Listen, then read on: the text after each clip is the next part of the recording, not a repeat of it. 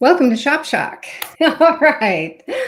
I'm Deanne. And I'm Chuck Palmer. Today, what are we talking about today? We're talking about actual implementation of AI and how it's changing some of the things we already know. So, we're in that early phase where new technology is being applied to things we already have, right? Like shopping carts and drive-throughs and stuff like that. So that's the beginning. From that, people are going to start seeing what it can do and pushing it and building the models larger and larger. We'll see in the future things that we haven't imagined now, but right now it's interesting to look at how it's being used and what the benefits are from Oh, I that. love it. Companies that are actually using AI today and using it well, succeeding at it, rather than talking about the things The that they possibilities. could Yeah. use it for. Yeah. I mentioned this before on the pod that Wendy's, I'm based in Columbus, Ohio, and Wendy's is based here, and so I'm lucky to be able to see some of their experiments that they put out in the market in Central Ohio. As I discussed in a previous episode, they were doing this cross promotion with Wednesday, the Netflix show that is very good and funny and exciting. And sometimes I think, is this targeted at kids and teenagers? Because it can be really dark. Anyway, that's not the point. That's not what we're talking about. Wendy's is doing this cross promo, and I wanted to try the Raven's Blood Frosty. And so, as I want to do, and they have this special promotional materials that they've added to the experience, and in some places, mostly probably for social media purposes, they've changed the name of the restaurant to Wednesdays. As I drove up, I realized, because it says it on the menu board, they're using AI, and they've developed a proprietary use of it called Fresh AI. And it was really an interesting experience because it was very natural. It didn't seem like that thing when you're on the phone and the voice changes. Oh, yeah, the It's robot like, voice. you know, what I heard was 6-1, or it was supernatural. Supernatural. It was very natural, and it was supernatural. Well, it was Wednesday. Yeah, well, that's true. Yeah, it was very, very natural language. I was just doing some research before this, and I saw that. So it wasn't just an AI; it was a combination of different AIs handling different parts of the experience. So the natural language was handled by one, but the actual words and meaning were handled by another, I think, if I read that right. And it's fascinating to see how this is done, because the experience was really smooth. They were upfront about telling you that's an AI, and I'm sure in the small print somewhere it says this is essentially being recorded, for training and improvement purposes or whatever. With that, you have real data coming out of it. They're measuring the dwell times, and as we have done anyway prior to this, but it is embedded in this, and I would imagine much more efficient and smooth, the edges between these silos of operational tools. It was natural. The current promotion was embedded in the language, so the folks at Netflix were getting an impression on every drive-through, whether Wow. you bought something from that menu or not. If you got the dips of the disease, or whatever they called these things. What was it? It was like, anyway, Dips it's of really disease. clever. Oh my God. Yeah, it's really clever, Dips of and doom? I can't remember. something Anyway. like that. Yeah. So that's getting delivered every time, and the I'll have the Ebola, please. yeah, With a the side of emo fries. gonorrhea. The ketchup is black. Whatever. But you don't necessarily know about them because they're like new for this thing. They're not usually on the menu. So there's a little bit of like context and explaining that comes from the visuals on the screens, the paper printed materials. But in this case, the voice reinforces that. Would you like the sauce of doom? And it was the way it was said, the lilt, that you can't expect 6,000 humans to be doing that right now in the 6,000 restaurants on those microphones, Right. right? So there's a experiential part of that makes it consistent, and fun. They get to deliver that fun every time. And I think if I were a frequent Wendy's customer, if I went there like 2 or 3 times a week, I'd be like, whatever. But at the back end, the measurement, like quality of those impressions, is a lot more bankable. I think it was intriguing to see that and to do some study as to how they built it, because this is a culture driven use of it. They have at their core, they know their brand really well, and it's become even more, I don't want to say tight, but it's become more like solid in that, they have sort of a brand personality online.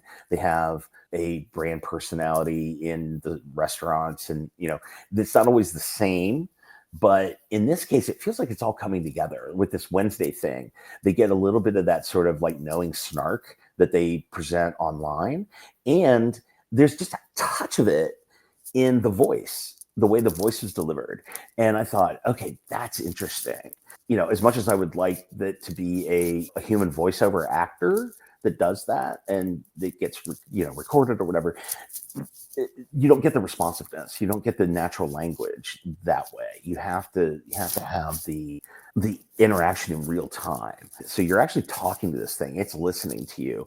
And even if you say, can I get the sauce on the side, or can I get a side of mayonnaise or something like that? It can handle those kinds of things. It doesn't say, oh, let me get somebody to help you. Even though it's probably a speed to market thing, they did it in such a way that it feels like it's a natural part of Wendy's. It's not like, boom, here's an AI. And they brand it and they show you, they said, you're ordering today with fresh AI, which I thought was an interesting move, because there's a commitment to transparency there that you don't usually see. And a lot of, I think, what we're going to see with AI is going to be not seeable, not apparent, unless you really look closely and like, there are 6 fingers on that hand. I think that the broad adoption of the technology is going to be not so apparent to the consumer. It's going to be back end stuff. It's going to be logistics and things like that, and merchandising and stuff. But in this case, in the consumer facing part, they've presented an enjoyable, if not meaningful, personality to interact with in that moment. And we've all been through drive-throughs where you just know that person is tired and they're underpaid and they are just doing like the bare minimum, right? I don't know if this solves that, but it addresses it, and it presents a way to consistently deliver an experience, just like they consistently deliver a good hamburger.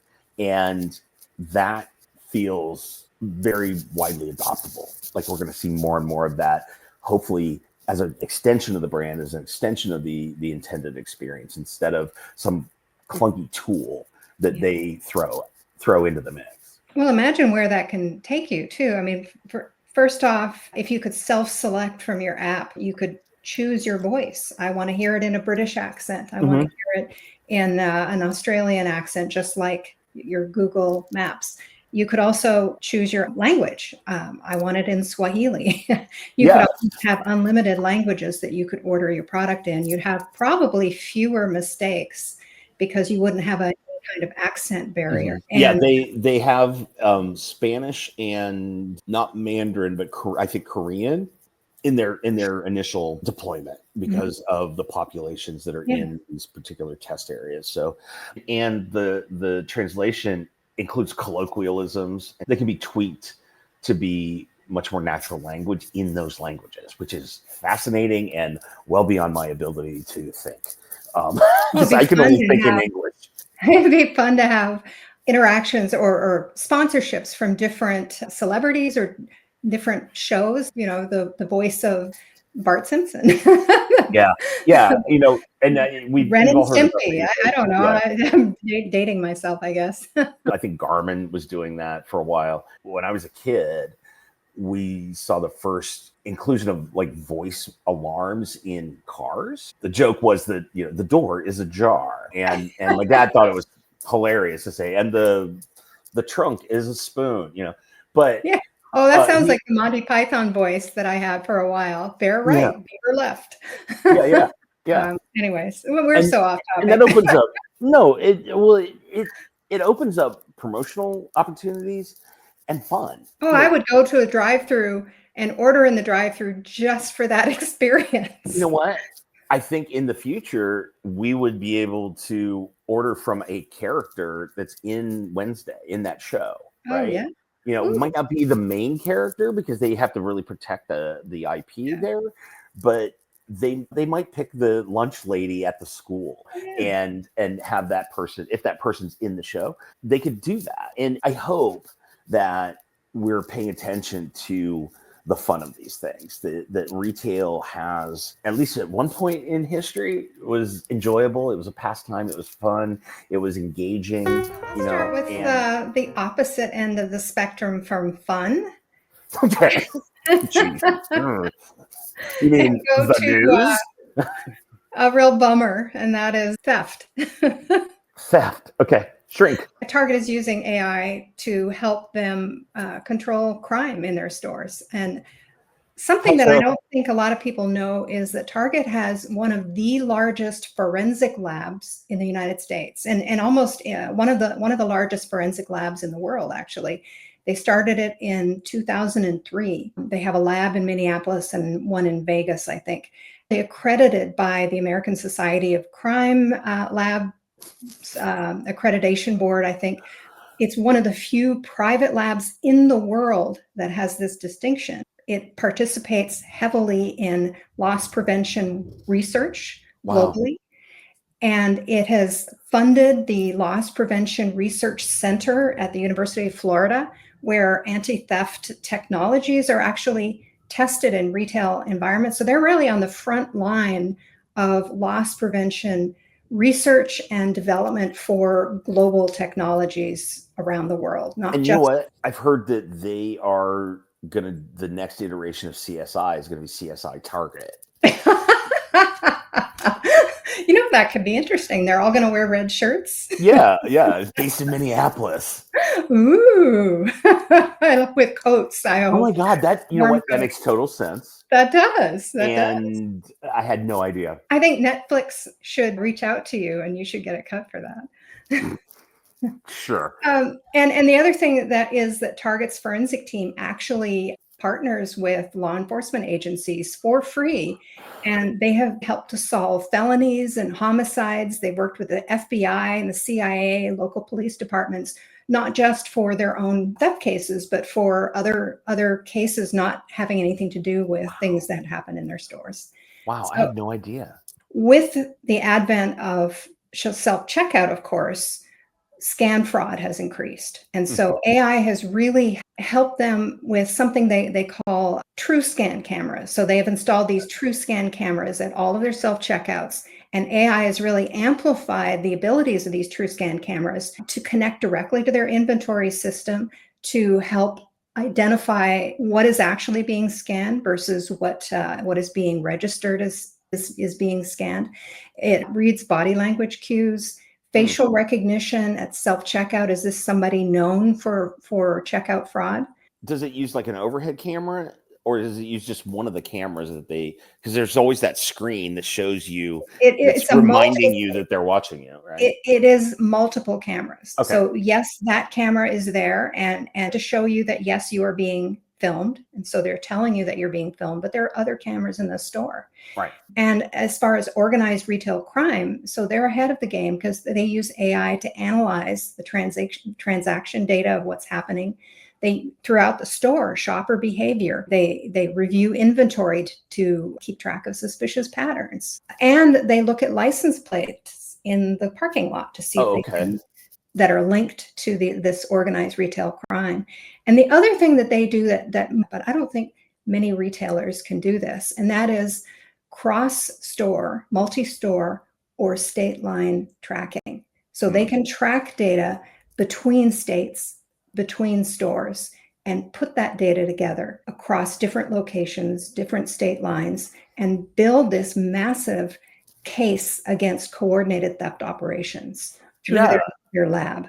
There are, you know, state or government sponsored centralized databases, and I can see Target building their own Yeah. and it being specific to their stores, their needs.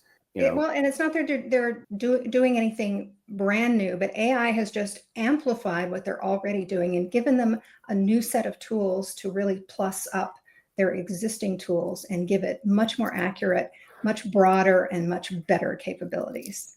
And it's focused on organized retail crime, because on organized retail crime, on fraud, on shoplifting, on scan fraud, and on employee fraud, on employee theft, which employee theft is actually a bigger problem for stores than shoplifting. Yeah, it's counterintuitive to those that don't know how a store works. Yeah. But that's always been the case.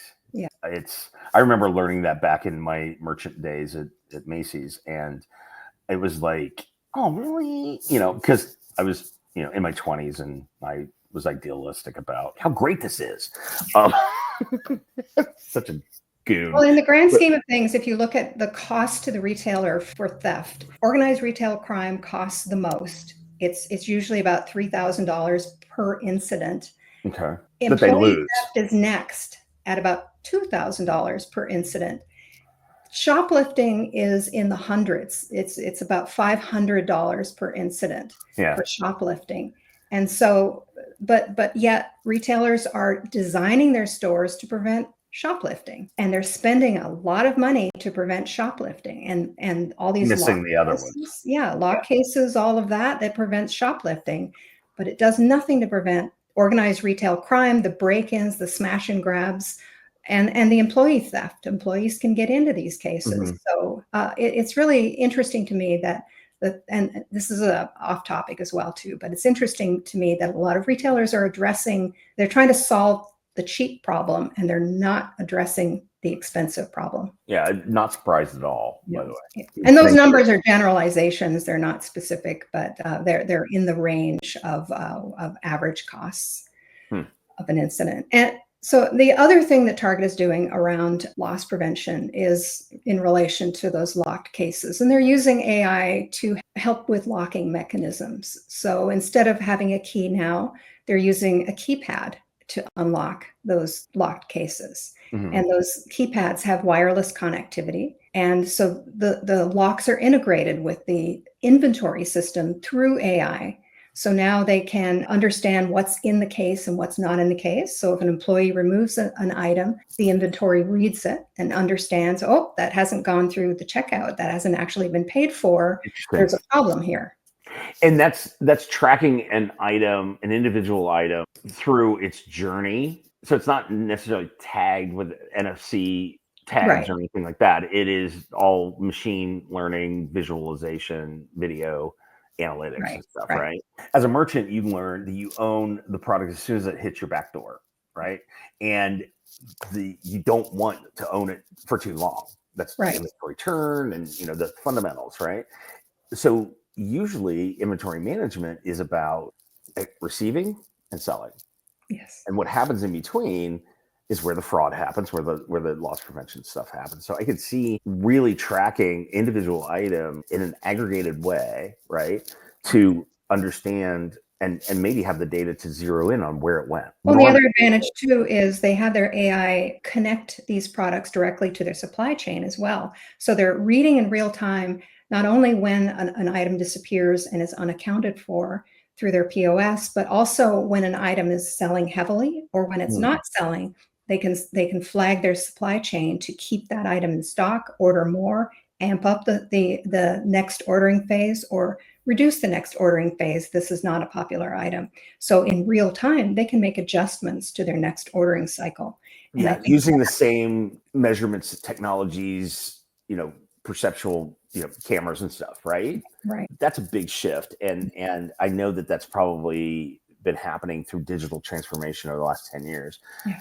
But the idea that the cameras are like everybody internally has access to that information. The architecture people who are rethinking store planning could use those same technologies with different data that comes out of it for different reasons, right? And so loss prevention becomes not like that's the security camera and that's the camera that does that and that's the camera that does that. It's video input. And it's analyzed in different ways. And that's a very different way of thinking about these things retailers are notorious for being siloed, right? And so I'm sure that's still happening out there, but for companies like Target that have that kind of foresight and ability to invest, that's It really is. interesting. And this year they just started testing, instead of a keypad, moving that unlock functionality to an employee's cell phone. Yeah, if you think about it, put this on the table. Would they ever put that in a consumer's app? That is the next phase. Sort of Yeah. like a pre-purchase commitment to the deodorant Yeah. or Yeah. whatever is And I behind those think that's boxes. something on the table for future consideration, is they're looking at extending that unlocking capability to trusted customers through their Yeah, Target Circle loyalty app. yeah, But yeah. again, you have That, to screen for trust. right, and it makes the loyalty programs maybe more interesting in Yeah. that you have a cohort of customers that you trust or that you Yes. signal that you trust them because Yeah. they're loyal because they and part of the reward is not just a discount but that little convenience of getting the key to the fixture. That's an interesting perk. You know, it's kind of scary that we have to talk about that sort of thing. It goes that far because stealing is wrong. Um, Well, and but I think it's only going to get worse as our economy continues to descend. yeah, Uh, yeah, and it's going to get worse before it gets better. But yeah, we're yeah, talking about this through an optimistic lens. So this is a happy thing. Target is figuring out how to make things a little less onerous for the customer to yeah. in the You know store. what? I'm assuming things like that continue at Target, in opposed to what the big headlines are for Target. That they still have the infrastructure that they built over the years, and hopefully they'll get back to form. They have done such a good job of the nuts and bolts of the basics. It's the Yeah, fundamentals of merchandising and store experience that they're getting wrong, and that's what's killing them. But that's also the easy stuff to fix. So it's really kind of mystifying why they're heading down this road, because they have they have supply chain like issues like everyone else, but they have systems like this that work so well, and yet they have such a terrible in-store experience. and this is again off topic, but it illustrates the fragility of propping up a brand. Mhm. At that scale, at that level, right? You can get the infrastructure right, you can get the logistics right. Walmart was notorious for being logistics first, right, and experience 10th. They've got that working as a well-oiled machine, and they have for decades. And they sort of inch along on the experiential side, and maybe it's because Target's taking a hit. They're amplifying their experiential stuff in stores. I mean, I think I saw a picture recently with mannequins in a Walmart. It was like, Yeah, yeah. No, wow. they're going the Target route Yeah, for that was a concession for and Target not too long shop and ago, shops. right? Yeah. You had mentioned, I think Kroger and Albertsons. Yes. What's that about? Kroger, despite the headlines about them, they've just reduced staff. They've Yeah. lost out on the merger with Albertsons. They're struggling with their Ocado partnership, and they have their issues, but they have a few uses of AI that I find kind of interesting. And one of them was this Krogo smart cart. And I have a picture of it here, Krogo. Krogo, and we'll post all these to the show notes. It is basically it's a shopping cart with digital capabilities attached to it. That's a self And checkout. it is. Right now, they're testing it in a few hundred stores. They've been testing it for a couple of years. These are computer vision carts. They've added an AI component. They can weigh produce, they can scan products, and they can handle self checkout. And through AI now, they can personalize ads and coupons, promotions to you through the screen as well as you're wheeling around the store. And then you can just wheel right out to the car and load your car up and go home. The Yeah. carts are powered by a company, Caper Technology, Caper Inc., I think it's called. And they use AI to identify the groceries, track pricing, and facilitate the checkout process really quickly. They do a great job of it. And Kroger is happy with how this is going, and they're planning on having this in at least 1,000 stores by the middle of next year. Wow. And that's not quite half. They have 2,800 locations under the Kroger banner. And again, this is one of those technologies that I can see being widely deployed, but it's not right for every store. and it's not right for every customer. I mean, there's only so many of these things they can afford to put into a store. I forget, at one point I knew how much a grocery cart costs. It was like, I don't know, say $1,000 or $500 or something. That technology on board, and what looks like another piece of tech at the end is, I'm sure, not insignificant cost. You're going to only have so many customers using that in a store. But one of the things about tech is the minimum viable product, the idea of getting it out there, getting people who to use it and experience it. And because of the nature of the tech, you can measure what works and what doesn't, and iterate and improve. And that is, again, not necessarily built into most retailers' culture, iterative improvements and backlogs of things. But honestly, just having the bags in the cart and being able to load your groceries directly into the bag, it feels like an innovation to me. Oh, it is. Now the only downside is right now they don't have you can't get cash back. You can't buy gift cards, tobacco, or booze. Yeah. Or over-the-counter pharmacy items, which you can't do anyways. You have to. That's a separate transaction anyhow. So Limitation. There's still some friction points, but if you're not buying any of those things, it's awesome. Sounds awesome to me. Mm-hmm. Yeah. Sign me up. Yeah. As soon as you showed me that, I was like, well, that looks remarkably like the self-checkouts that I've worked on.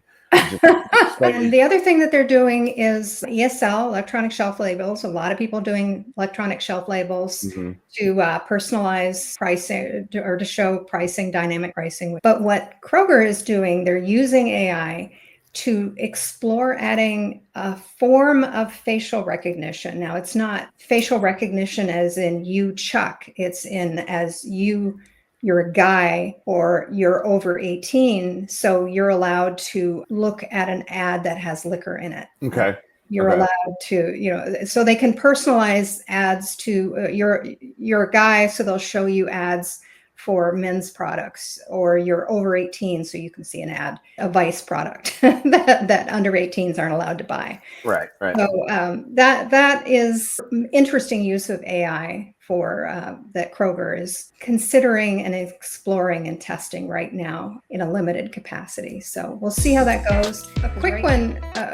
Well, just staying on grocery for a second, is the company that they were trying to buy, Albertsons. They have couple of really interesting uses for AI. They're using it for fresh food inventory. They have an AI platform from a company called Afresh Technologies, and that helps them manage their fresh products across all of their stores. And it's a predictive ordering and inventory management system for all their things like produce, meat, seafood, all of that kind of stuff. And it analyzes historical sales, demand, perishability, and really tracks these fresh products to significantly reduce their food waste and keep their shelves stocked, but pass this stuff through as quickly as possible. And it's done a great job of really minimizing their waste, their spoilage, helping to understand when prices have to turn to get it to sell as quickly as possible because it's getting near its end date. The other thing that Albertsons is doing that I thought was really interesting is their in-store digital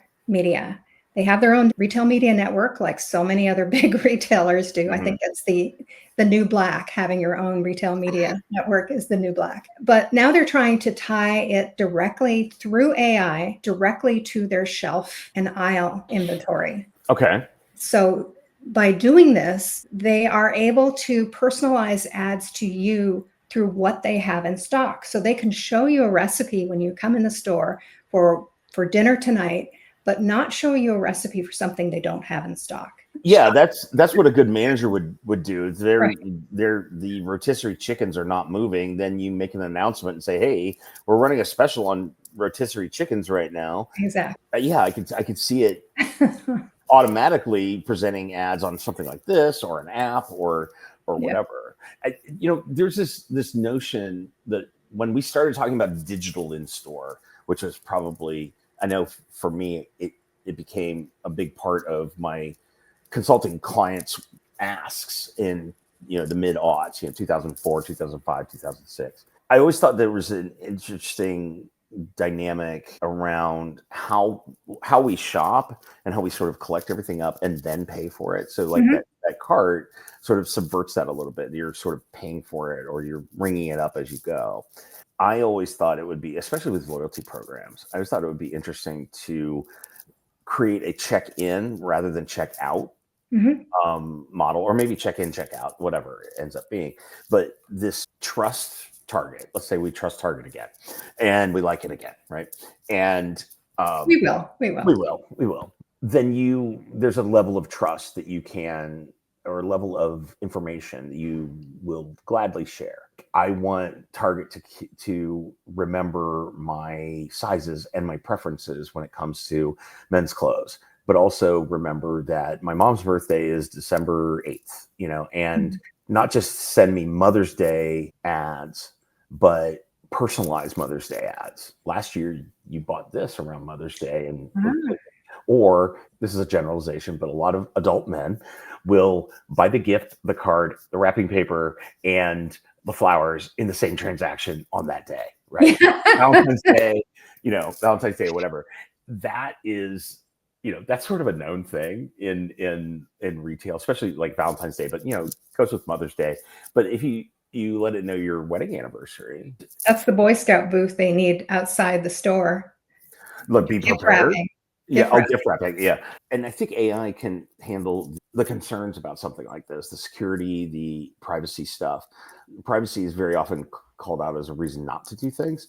But if you think about what we just talked about and how surveillance-y Target is, and most companies are now, and the data that they collect from us, whether it's passive or specific, I think there's an opportunity in exposing, being transparent about that, and letting customers opt in more.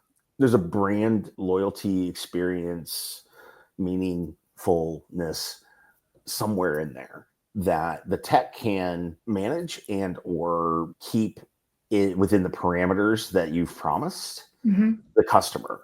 Right. Again, it goes back to that sort of like a really good salesperson, a really good, suit salesperson will be able to just look at you and go, yeah, you're probably a 42 regular. I've been a 42 regular since I was in 8th grade, but they can do that. Nobody has ever said you look like a 42 regular, by the way, but it could be there. So like when I walk into Men's Warehouse, I don't have that discoverability, that discovery part, as much as I am discovering what I'm going to buy rather than if I can buy. It's very nuanced and it's very customer centric. And we may never see technologies like that. We see engineers figuring that out and it never being adopted, right? I think it's interesting to talk about the possibility of that, because now I think we're seeing technologies emerge that will allow us to unlock more emotional, more, the holy grail of a loyal customer. And that is they spend all of their money with you, right? And so, and I think younger generations are less concerned with certain types of privacy, provided they get value in return. Yeah, but then there's also some that are just off grid. They're going to just opt out. Yeah. And I think that's any population. It has to be handled delicately. You can't be creepy about it. You have to understand where the line is and be respectful and polite and not dive into too much intrusion or creepiness. I agree. One thing that somebody who does that well with AI right now today is Walgreens, for something really simple. And they're using AI to simply read who is buying cold medicine. Antiviral medication across their entire store chain. And then they create this interactive map that helps the public track the spread of flu. They can show internally which stores need to stock more cough medicine and Kleenex and decongestants, but it's also available to the public to understand where there are pockets of flu and where do I need more flu vaccine and next year as well. Oh, and there's one fun thing. I just found this, and this is Tesco in England. Ripe and ready to eat. Interesting. And it is an avocado ripeness checker. And they use AI for that.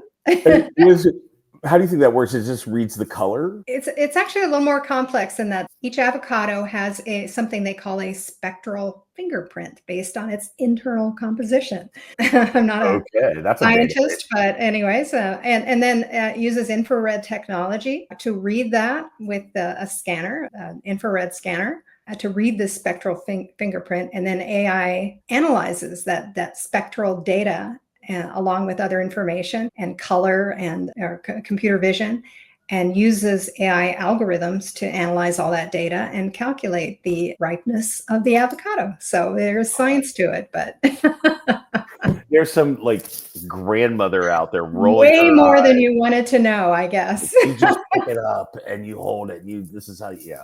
And if it's not ripe, you put it in a paper bag. And I always buy unripe avocados because I yeah, can never get around to eating them in time. because they're ripe by the time you get home. Exactly. I think it's time. For our favorite part of the Yes. conversation, Yes. save the best for last. Oh, I love it. Retail be crazy. It's your thing. Do what you want to do. I have learned, and I only recently learned this, which is a shame because it happened in 2023. But the reason I'm talking about it is because it came back this year in the month of August. And And that this is, is Fenty Beauty. Fenty Beauty had virtual pop-up in Roblox in the video game. are you sure you're not like a 15-year-old boy? This is like the second Well, I or have my third Supreme like shirt on. video game. So, Yeah. yeah. The second or third video game in-game I know. thing that you've presented. And it's like, man, she's more of a dude than I am, I think. Except Well, it's Fenty Beauty. So I do a lot of research. So yeah. So that tells me that I really don't know what the hell I'm talking about when it comes to Roblox, right? I'm always looking at different ways that retail approaches their Yeah. customers. And this was, I think, interesting because Fenty Beauty is a high-end brand. It's a luxury brand owned by Rihanna. Yeah. And I actually love the products. They're well made. They're well done. They're I won't say well priced. I think they're fairly priced for the quality that you get.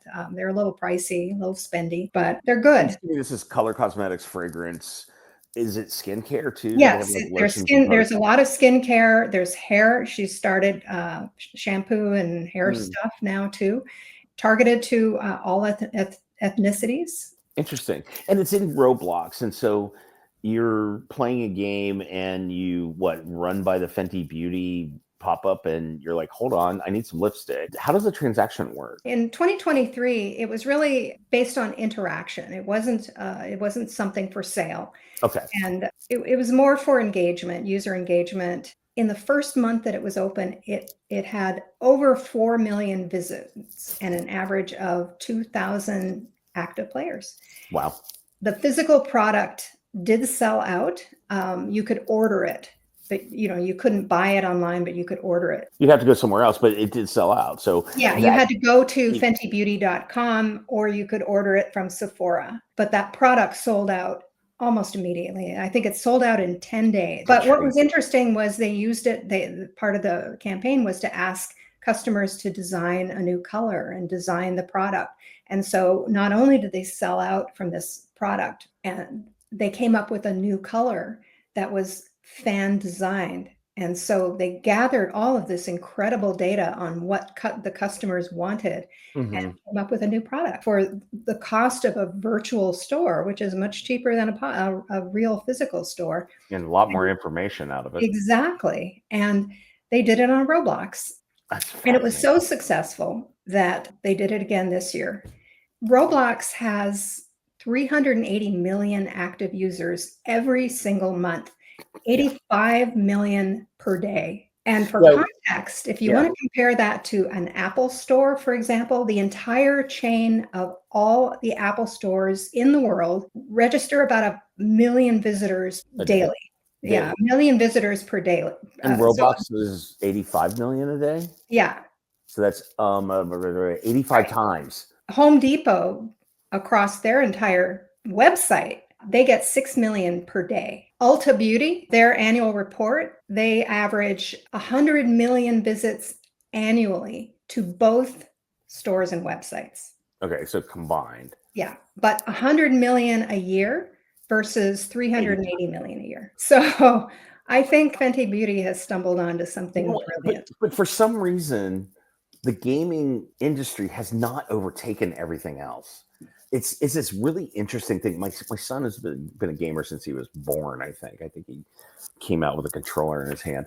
It was a cesarean, so I wouldn't be surprised. He has always been online, and I've always been fascinated by this. And the numbers are whack. Even if a fraction of those people buy stuff, it's still going to be more than like a chain of stores. Yeah. You know, and why we haven't seen pretty much every brand go just sell to people playing games is kind of beyond me. You know, I'm like, we're greedy. You know, we just want to move the merchandise anyway, and anywhere we can, right? And so, wow, you know, Well, and the and there's number. a study that shows that 84% of Gen Z customers will buy a product after interacting with it, or much more likely to buy a product after interacting with it. So if you really want to bring, the cost of bringing a new customer through a door is 5 times higher than keeping an existing customer.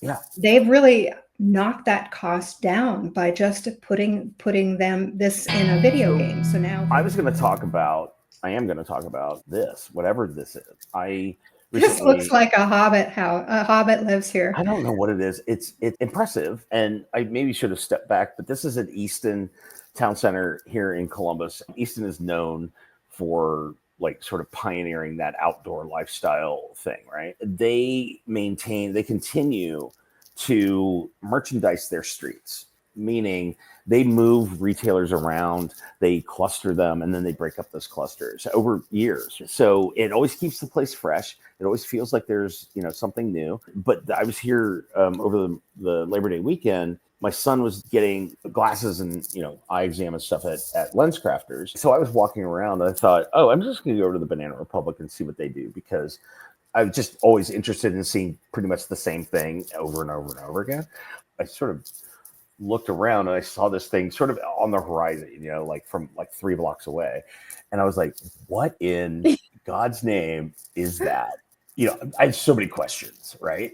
And then to find out that it is Altered State, which is ALTAR apostrophe backwards D. I don't know if that means it's the devil or something. I don't know. And State, if you know the brand, then you know why I made that joke.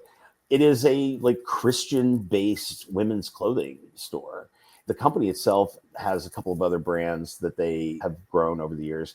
I think there's maybe 100 of these stores. I've seen them in malls previous, and store design, storefront design, interior design is always visually interesting. It's very evocative. It's traditionally what I've seen is very evocative, like Southern early last century kind of architecture and design. So like the curved glass. Of course, I'm walking this and I'm going, that's expensive. That glass is expensive. So I did a little bit of research on this, and I always knew that it had this sort of Christian bent. I try to challenge my assumptions sometimes, because in my mind, it's suspect. I'll just be honest and clear here, meaning like this makes me a little uncomfortable. And there is some documentation about folks that have worked there, folks that have shopped there and felt the sort of limitations of a positioning like that.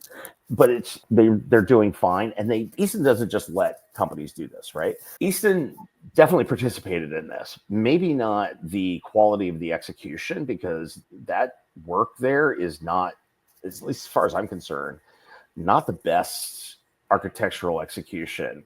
It looks kind of rough looking, isn't it? Yeah, it looks sloppy, but that is quite an expense. From what I understand, the product is maybe H&M quality, not quite Zara quality, but it's still fast fashion. And the price points are relatively high compared to other places you can buy a simple dress.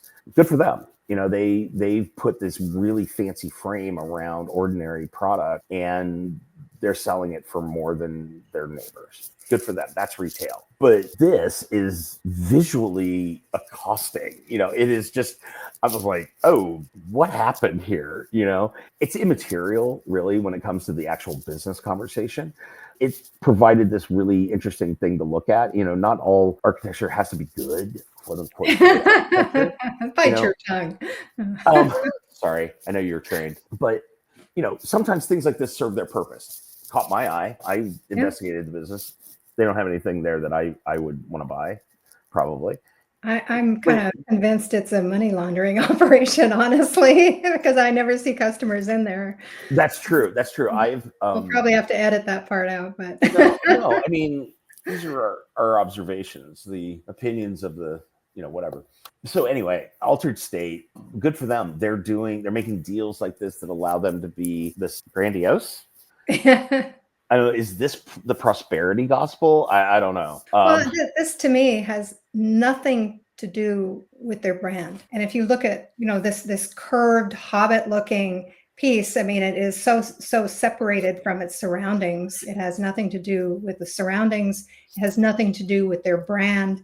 And if you look at the typical enclosed mall store that they normally have, it looks more like a Madewell or an Ann Taylor Loft or Banana Republic. It also has very little to do with the brand. It's confusing. I wouldn't even know what their brand is, because when you look at the clothes, there's a range from very modest and kind of Amish to not very modest and very body conscious clothing in there. Yeah. And so there's very little branding or signage in the store.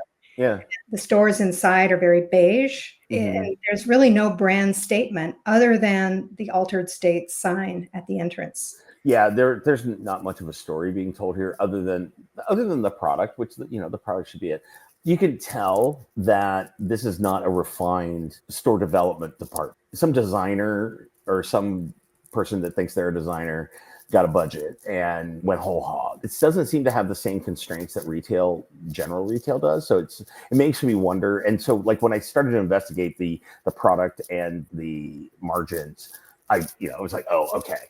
They have a mission, a stated mission, and that's fine, but it's not well done. It feels amateurish, and I don't mean to be like overly critical, but that's sort of what I do. And I do know what I'm talking about here, and it seems a little, I don't know, phony or something. It just sits. It does weird with me, and that facade is just like a big billboard that's like, hey, look at us, we're cool, and we really don't know what we're doing. But they've been in business for 16 years. That's not very long, actually. But it's long, considering it's long enough to very little store traffic that I've witnessed.